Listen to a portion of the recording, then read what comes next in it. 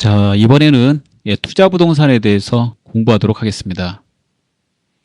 투자 부동산은 임대 수익이나 시세 차익 또는 이 두 가지 모두를 얻기 위해서 소유자나 금융 리스의 이용자가 보유하고 있는 이제 부동산을 말합니다.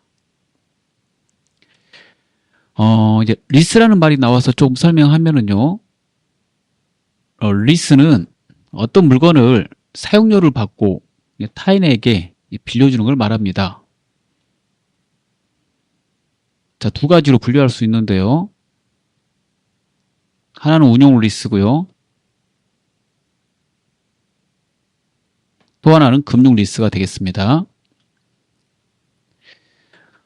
운용 리스는 그 빌려줄 때 소유에 따른 위험이나 보상의 대부분을 리스 이용자에게 이전하지 않는 리스를 말하고요. 금융 리스는 소유에 따른 이용과 보상의 대부분을 리스 이용자에게 이전하는 리스를 말합니다. 금융 리스로 따라서 이용을 하게 된다면 그 이용자는 소유에 따른 이용과 보상의 대부분을 본인이 가지기 때문에 자산 처리합니다. 운용 리스는 그 이용자는 이제 비용 처리하고요. 이 자산 처리한다는 말은 뭐냐면 그 사용료를 다 지급을 하면 이용자께 된다는 말이에요. 자, 그래서 여기 잠깐 보시면 금융 리스의 이용자가 금융 리스의 이용자라는 거는 리스료를 지급하고 사용하는데 그 지급할 때 지급이 끝나면 본인께 되는 것이므로 해당되는 그 부동산은 본인 거 자산이죠. 그래서 그 해당되는 부동산을 가지고 있거나 또는 이렇게 금융리스 이용자가 보유하고 있는 부동산도 자기 것이므로 본인 거 자산이므로 다 투자 부동산으로 분류해야 된다는 겁니다.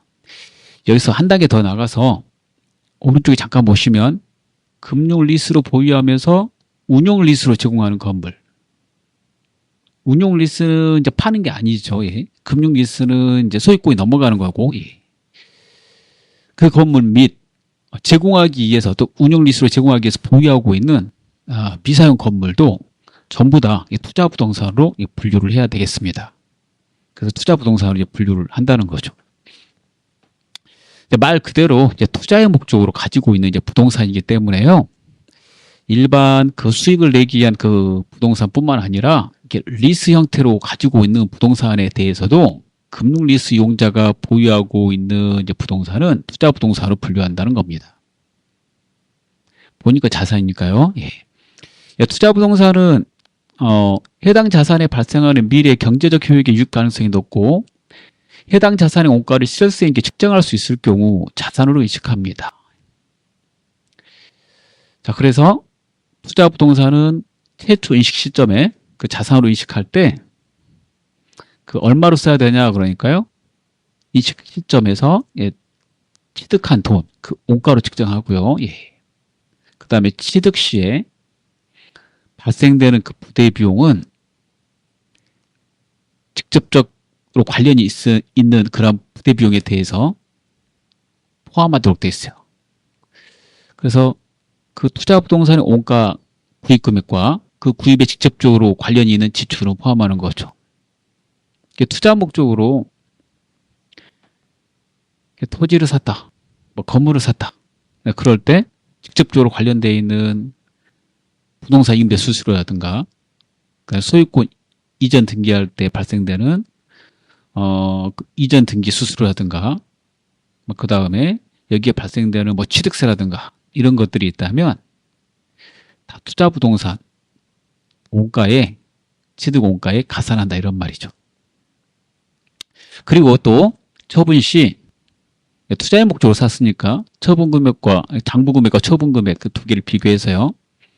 자, 비싸게 팔거나 싸게 팔 수 있는데 그거에 대해서는 투자 부동산 처분 손익 이렇게 해서 당기 손익에 반영합니다. 따라서 임대 수익이나 시세 차익 이런 목적으로 가지고 있기 때문에요. 오른쪽 잠깐 보시면 다음과 같은 경우에는 투자 부동산이 될 수 없습니다. 자가 사용의 부동산, 정상적인 영업 과정에서 판매하기 위한 부동산, 이거는 이제 재고자산으로 분류를 해야 되겠죠. 두 번째 거는 첫 번째 거는 자기가 사용하기 위한 부동산이니까 영업활동에 쓰고 있는 것이므로 투자 부동산으로 분류할 수 없고요. 그 다음에 제3자를 위하여 건설 또는 개발 중인 자산, 그 다음에 금융리스로 제공한 부동산, 이건 이제 매각했으니까, 금융리스로 제공한 거는 매각했으니까 투자 부동산으로 분류할 수 없다, 이런 말이 되겠습니다. 자, 투자 부동산 보유하고 있을 때 보고 기간 말이 되면 이제 평가를 해야 되는데요. 그 평가에 대해서 두 가지 모형이 있습니다. 자, 한번 보도록 하겠습니다. 자, 이 모형은 보고 기간 말에 평가할 때 사용하는 건데요.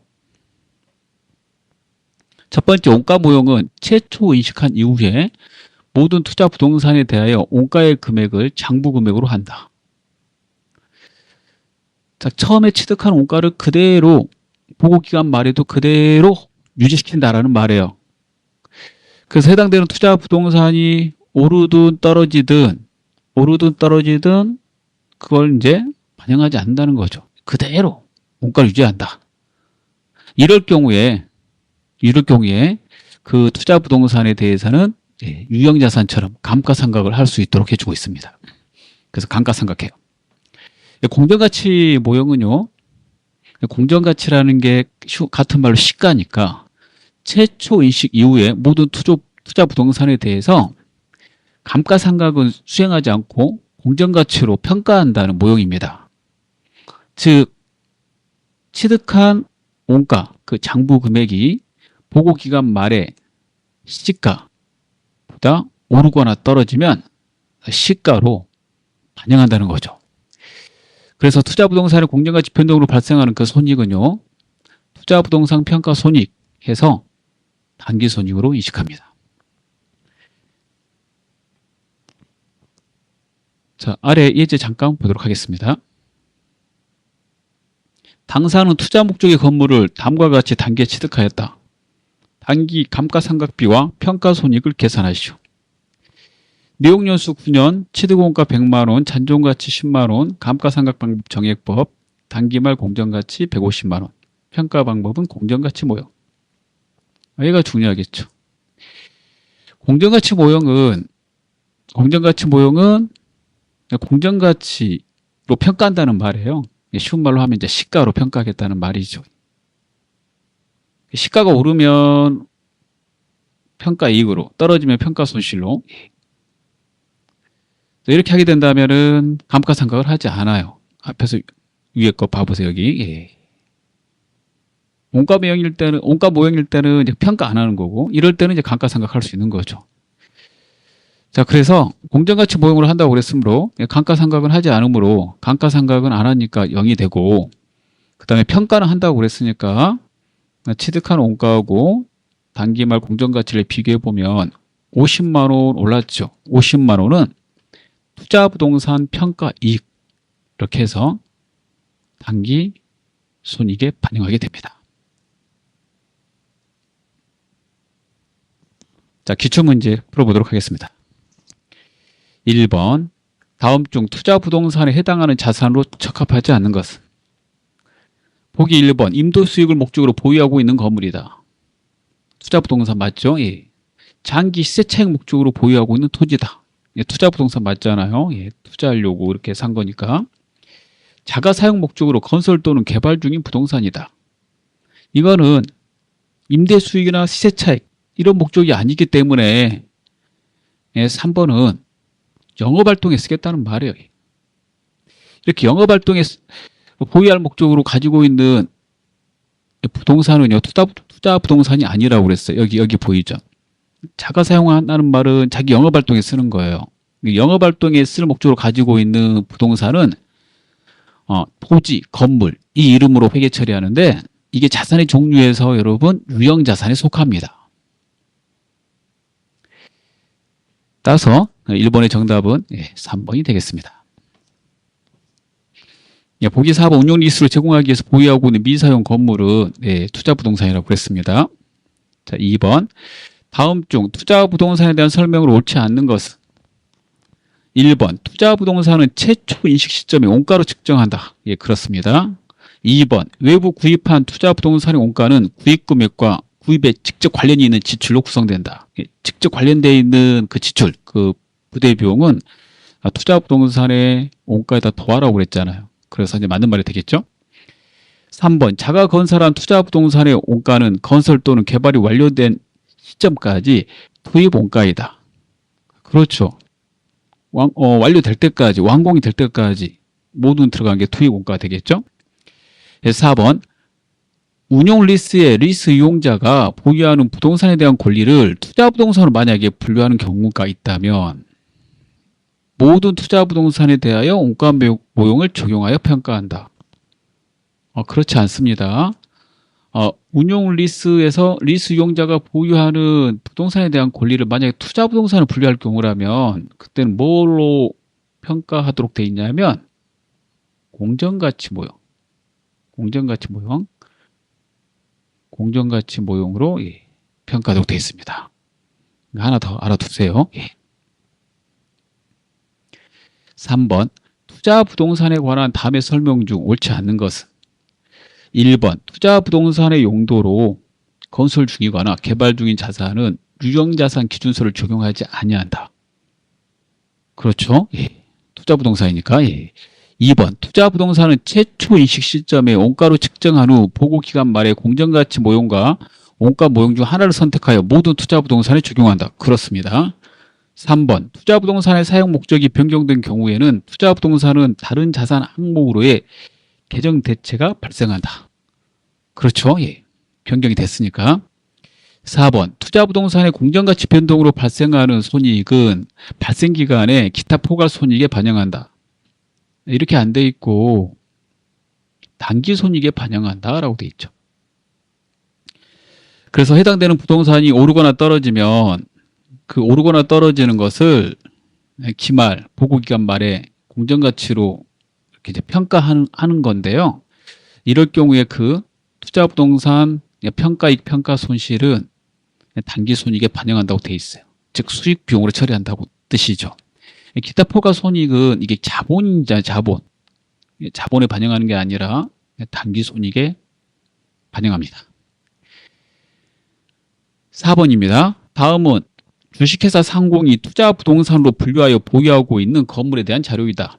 주식회사 상공의 20X1년 단기 손익에 미치는 영향으로 오른 것은 단 회계기간은 20X1년 1월 1일부터 12월 31일이며 법인세 비용 고려하지 않는다. 첫 번째, 투자 부동산으로 보유하고 있는 건물에 대한 자료라고 그랬습니다. 그리고 단기 손익에 미치는 영향 이렇게 물어봤고요. 자, 취득은 이제 7월에 했네요. 20년간 사용할 거고 20년간 가지고 있을 거고 취득 원가는 400, 잔존가치는 40, 정액법. 그 다음에 12월 30일 공정가치는 400에 샀는데 이렇게 20만 원 올랐네요. 맨 끝에 이게 중요해요. 투자 부동산의 보고기간 말의 평가 방법의 모형이 원가 모형과 공정가치 모형이 있거든요. 네, 공정가치 모형으로 평가한다고 되어 있어요. 이렇게 되면 감가상각은 안 하는 거죠. 그리고 취득한 원가, 이 장부금액과 그 다음에 보고기간 말 공정가치를 비교해서 평가하는 거예요. 20만 원 올랐어요. 20만 원. 그럼 20만 원 오른 거는 투자 부동산 평가이익 이렇게 되는 거죠. 투자 부동산 평가이익은 단기 손익에 반영하는 거니까 수익으로 들어가는 거예요. 그래서 여기 영향으로 미치는 영향으로 오른 것은 20만 원의 이익이 발생했다. 4번이 되겠습니다. 자, 이번 시간 여기까지 하겠습니다.